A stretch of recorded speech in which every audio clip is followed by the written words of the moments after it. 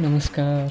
काय आजच्या ब्लॉगमध्ये आपण बघणार आहे नवरात्रीतील दिवस 7वा, पाऊसमय वातावरण आणि तिथून आपण जाणार आहे नवदुर्गांपैकी 7वं मंदिर म्हणजेच अनुकामिनी देवीचं मंदिर.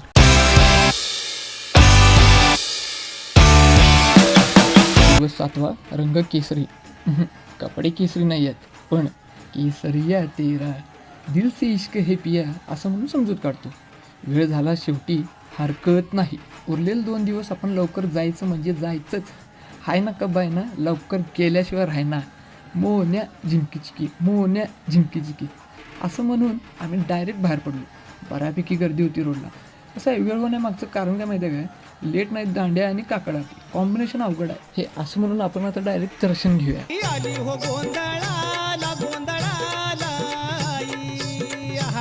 तुझा भवानी माझी आई, तुझा भवानी आई, आई उदे का तुळजा माई, तुझा भवानी अंबाबाई, आई उदे का तुळजा माई.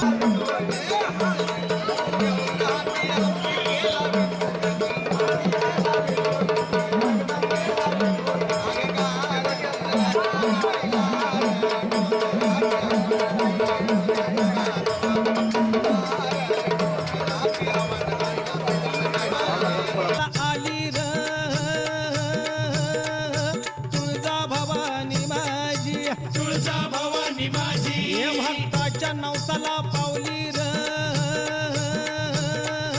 तुळजा भवानी माझी, तुळजा भवानी माझी. प्रदक्षिणा पूर्ण केल्या परंपरेनं पवनला भेटलो आणि गेलो अनुकामिनी देवीच्या मंदिराला. राक्षसाचा वध करणारी अनुगामिनी म्हणजेच पाठीमागून जाणारी, मृत होणाऱ्या आत्म्यास पाठीमागून जाऊन मुक्ती देणारी, करवीर क्षेत्राचं आणि कोल्हापूरचं रक्षण करणारी देवी म्हणजेच आई अनुगामिनी देवी अशी ही या देवीची ओळख. इथे असणाऱ्या मोठ्या वडाच्या झाडासोबत आम्हाला मोर आणि लांडोर दिसले.